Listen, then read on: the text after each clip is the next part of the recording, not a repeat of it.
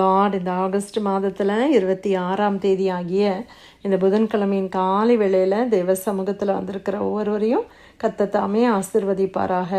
இந்த நாளிலும் நம்ம தியானிக்கிற தேவனுடைய வார்த்தை நம்முடைய பரிசுத்த வேதாகமத்தில் 1 கொரிந்தியர் 9ஆம் அதிகாரம் 24ஆம் வசனம். 1 Corinthians chapter 9 verse 24. பந்தய சாலையில் ஓடுகிறவர்கள் எல்லாரும் ஓடுவார்கள், ஆகிலும் ஒருவனே பந்தயத்தை பெறுவான் என்று அறியீர்களா? நீங்கள் பெற்றுக்கொள்ளத்தக்கதாக ஓடுங்கள். அல்லேலூயா.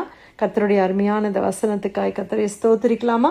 ஒரு பந்தய சாலை இருக்குன்னு வச்சுக்கோங்களேன். ஒரு ரன்னிங் ரேஸ் இருக்குது. எல்லாரும் ஓடுறவங்க எல்லாரும் எதுக்காக ஓடுறாங்க? எப்படியாவது அந்த கோல்டு மெடலை வாங்கிடணும், ஃபஸ்ட்டு ப்ரைஸை வாங்கிடணும் அப்படின்னு தான் ஓடுறாங்க இல்லையா?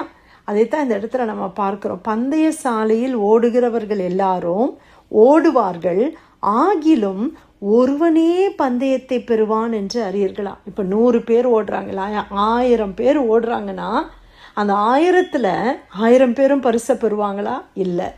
ஒரே ஒருத்தன் தான் அந்த கோல்டு மெடல், ஃபஸ்ட்டு பிளேஸ். அது யாருக்கு? ஒருத்தருக்கு தான் இருக்குது. அவங்க எத்தனை பேர் அதில் ஓடினாலும் சரி, ஒரே ஒருத்தருக்கு தான் முதல் பரிசு கொடுக்கப்படுகிறது. அது மாதிரி இன்னைக்கு நம்மளுடைய வாழ்க்கை, ஆவிக்குரிய வாழ்க்கையும் ஒரு பந்தய சாலையில் ஓடுகிற ஒரு ஓட்டத்தை போல காணப்படுகிறது. அப்போஸ்தலனாகிய பவுல் என்ன சொல்கிறாரு? பெற்றுக்கொள்ளத்தக்கதாக ஓடுங்கள். நம்ம எப்படி ஓடணுமா? அந்த பந்தய பொருளை நாம் பெற்றுக்கொள்ள வேண்டும். அதை பெற்றுக்கொள்ளாவிட்டால் எதனால் எனக்கு என்ன பிரயோஜனம்? இன்றைக்கி ரன்னிங் ரேஸில் போய் அவ்வளோ ட்ரெயின் பண்ணி மாதக்கணக்காக அதுக்காக முயற்சி செய்து அதுக்காக எவ்வளவோ எக்ஸசைஸ் பண்ணி அப்படி இப்படின்னு பண்ணிவிட்டு கடைசியில் நான் ப்ரைஸ் வாங்கலைன்னா அதில் என்ன இருக்குது? அந்த மாதிரி நம்ம வாழ்க்கையில் நம்ம பந்தய சாலையில் ஓடுகிற, கர்த்தரை நோக்கி ஓடுகிற நாம் என்ன செய்ய வேண்டும்? ஆண்டவருடைய அந்த பந்தய பொருள் மேலே நம்முடைய லக்கை நாம் அடைய வேண்டும். அடுத்த வசனங்களை கூட நான் வாசிக்கிறேன். பந்தயத்திற்கு போராடுகிற யாவரும் எல்லாவற்றிலேயும் இச்சை அடக்கமாய் இருப்பார்கள். அவர்கள் அழிவுள்ள கிரீடத்தை பெறும்படிக்கு அப்படி செய்கிறார்கள். நாமோ அழிவில்லாத கிரீடத்தை பெறும்படி அப்படி செய்கிறோம். பந்தய சாலையில் போடுறவங்க இச்சை அடக்கத்தோடு இருக்கிறாங்க. எப்படி இச்சை அடக்கமாக இருக்கிறாங்க? எல்லாத்தையும் சாப்பிட மாட்டாங்க. அதுக்குன்னு கரெக்டான ஃபுட் வச்சுருப்பாங்க. எது ப்ரோட்டீன் ரிச் ஃபுட், எது அவங்களுக்கு நல்லது, ஸ்டாமினா கொடுக்கும், எல்லாத்தையும் அவங்க அறிந்து அதை அப்படியே கடைப்பிடிப்பார்கள். சில காரியத்தை அவங்க செய்ய மாட்டாங்க. காலையிலேயே எழும்பி ஓடுவாங்க. எப்போல்லாம் டைம் கிடைக்குதோ அவங்க ப்ராக்டிஸ் பண்ணுவாங்க, எக்ஸசைஸ் பண்ணுறாங்க. எதற்காக அவங்க செய்கிறாங்க? அந்த இச்சையடக்கத்தோடு ஏன் இருக்கிறாங்க? அழிவுள்ள கிரீடத்தை பெறும்படி. இன்றைக்கி ஒரு கோல்டு மெடல் இல்லை ஃபஸ்ட்டு பிளேஸ்ன்றது ஒரு அழிவுள்ள கிரீடம், அது அழிந்து போய்விடும். இப்போ நான் இன்றைக்கி கோல்டு மெடல் வாங்கினா அடுத்த வருஷம் கோல்டு மெடல் வாங்க முடியுமா?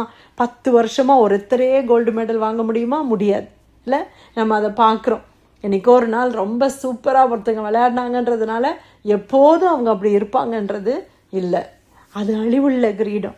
ஆனால் நம்ம எதற்காக ஓடுகிறோம் பிரியமானவர்களே? அழிவில்லாத கிரீடத்தை பெறும்படி நம்ம ஓடுகிறோம். அந்த அழிவில்லாத கிரீடத்தை அழிவுள்ள கிரீடத்தை பெறுவதுக்கே அவ்வளோ இச்சை அடக்கமாக இருந்தாங்கன்னா, அழிவில்லாத கிரீடத்தை பெறுகிற நாம எத்தனை இச்சை அடக்கமுடையவர்களாக இருக்க வேண்டும். நமக்கு எவ்வளோ செல்ஃப் கண்ட்ரோல் தேவைப்படுது. இந்த ஆவிக்குரிய ஓட்டத்தில் அழிவில்லாத கிரீடத்தை நான் பெறணும்னா சில காரியங்களை நான் என்ன செய்யணும்? விடணும். சில காரியங்களை நான் பற்றி கொள்ளணும். சில காரியத்தை நான் பார்க்க முடியாது. என் டைம், என் நேரத்தை நான் எப்படி பிரயோஜனப்படுத்துகிறேன், அதில் கவனமாக நம்ம இருக்கணும். அல்லேலூயா. அதில் நம்ம ரொம்ப கவனமாக இருக்கணும். ஆதலால் நான் நிச்சயம் இல்லாதவனாக ஓடேன், ஆகாயத்தை அடிக்கிறவனாக நான் சிலம்பம் பண்ணேன், மற்றவர்களுக்கு பிரசங்கம் பண்ணுகிற நான் தானே ஆகாதவனாய் போகாதபடிக்கு என் சரீரத்தை ஒடுக்கி கீழ்ப்படுத்துகிறேன். அப்போஸ்தலர் எவ்வளோ அருமையாக சொல்கிறேன். நான் எல்லாருக்கும் பிரசங்கம் பண்ணுறேன், ஆனால் நான் டிஸ்குவாலிஃபை ஆகிடக்கூடாதே, நான் அந்த ரேஸில் டிஸ்குவாலிஃபை ஆகிடக்கூடாது, நான் என் பந்தய பொருளை இழந்து போயிடக்கூடாது. அதனால் நான் என்ன செய்கிறேன்? என்னுடைய அதற்காக என்ன செய்கிறாரா? சரீரத்தை ஒடுக்கி கீழ்ப்படுத்தி டிசிப்ளின் பண்ணுறார். அவருடைய சரீரத்தை அவர் டிசிப்ளின் பண்ணுறார். சில நேரத்தில் நம்முடைய சரீரம் என்ன செய்யுது, கொஞ்சம் நேரம் தூங்கலாம், கொஞ்சம் எதுக்கு இப்போ ஜெபம் பண்ணணும், கொஞ்சம் நேரம் நம்ம தூங்கலாம். அப்போ நம்ம என்ன செய்கிறோம், நம்ம சரீரத்தை ஒடுக்குறோம், டிசிப்ளின் பண்ணுறோம். இல்லை காலையில் 5 மணிக்கு நான் ஜெபிக்கணும், அதுக்கு நமக்கு முடியாமல் இருக்குது. நைட்டு ஒரு வேளை லேட்டாக நம்ம படுக்கிறோம், ரொம்ப டயர்டாக இருக்குது உடம்பு. ஆனாலும் நம்ம என்ன செய்கிறோம், இல்லை நான் ஆண்டவருக்கு முதலிடத்தை நான் கொடுக்கணும் அப்படின்னு சொல்லி நம்ம எழும்பி வந்து தேவ சமூகத்தில் நம்ம ஜெபிக்கிறோம். சர்ச்சுக்கு போகிறதுக்கு கடினமாக இருக்குது, இல்லை ப்ரேயர் பண்ணுறது கடினமாக இருக்குது, இல்லை ஏதோ ஒரு காரியம் நமக்கு ரொம்ப கஷ்டமாக இருக்குது. ஆனால் நம்ம சரீரத்தை நம்ம ஒடுக்குகிறோம். அதே தான் அப்போஸ்தலன் பவுல் சொல்றார், டிசிப்ளின். இப்போ 2 காரியம் இதில் பார்த்தோம். ஒன்று செல்ஃப் கண்ட்ரோல், இன்னொன்று டிசிப்ளின். இன்றைக்கி சின்ன பிள்ளைங்களுக்கு டிசிப்ளின் சொல்லி கொடுக்குறாங்க. வீட்டில் சின்ன பிள்ளைங்களாக இருக்கும் போதே பெற்றோர் என்ன சொல்கிறாங்க, இதை பண்ணக்கூடாது அதை பண்ணணும் அப்படின்னு சொல்லி கொடுக்குறோம். ஸ்கூல்லையும் அதே தான் சொல்லி கொடுக்குறாங்கல்ல, எதெல்லாம் அலவுட் எது நாட் அலவுட், என்ன வேர்டு பேசலாம் எந்த வேர்டு பேசக்கூடாது, எப்படி செய்யலாம் எப்படி செய்யக்கூடாது, எல்லாம் டிசிப்ளின் பண்ணுறாங்க. எப்படி கரெக்டாக டைமுக்கு வரணும், எப்படி இதை செய்யணும், ஹோம்ஒர்க்குன்னு ஒரு அசைன்மெண்ட் இருந்துச்சுன்னா அதை கரெக்டான டைமில் அது கொடுக்கணும், இல்லைன்னா பெனால்ட்டி, இப்படியெல்லாம் ஏன் சொல்லி கொடுக்குறாங்க.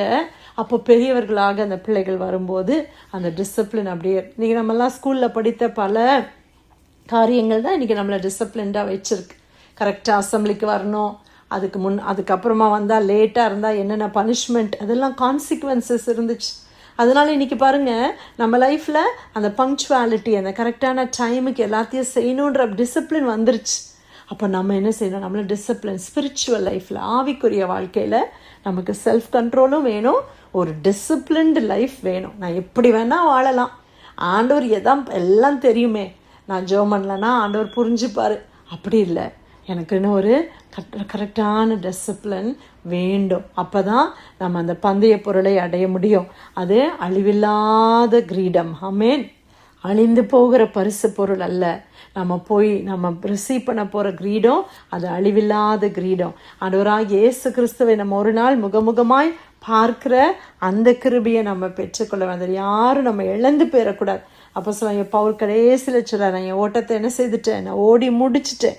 நம்ம ஓட்டத்தை நம்ம ஜெயமாக ஓடி முடிக்க வேண்டும். இயேசு கிறிஸ்து கல்வாரி சிலுவைக்கு போகிறதுக்கு முன்னாடி என்ன சொன்னாங்க, சிலுவையில் இருக்கும்போது என்ன சொன்னாங்க, முடிந்தது, இட் இஸ் ஃபினிஷ்ட். எல்லாவற்றையும் ஆண்டவர் நேர்த்தியாய் முடித்தார். நாமும் கூட எல்லாவற்றையும் நேர்த்தியாக நம்ம கொடுக்கப்பட்ட பொறுப்புகள், நம்ம என்னென்ன காரியத்தில் நம்ம இருக்கிறோம், எல்லாத்தையும் ஜெயமாக முடிக்க நம்ம ஃபோக்கஸை நம்ம லூஸ் பண்ணிடக்கூடாது. அல்லேலூயா. பந்தய பொருளை பெற்றுக்கொள்ளத்தக்கதாய் ஓடுங்கள். 1 கொரிந்தியர் 9:24 பந்தய சாலையில் ஓடுகிறவர்கள் எல்லாரும் ஓடுவார்கள், ஆகிலும் ஒருவனே பந்தயத்தை பெறுவான் என்று அறியீர்களா? நீங்கள் பெற்றுக்கொள்ளத்தக்கதாக ஓடுங்கள். கர்த்தர் கொடுத்த நல்ல வசனத்துக்காக ஆண்டவருக்கு நன்றி செலுத்தி பிரேலையில் வந்திருக்கிற யாராவது நம்ம ஜெபிக்கலாமா?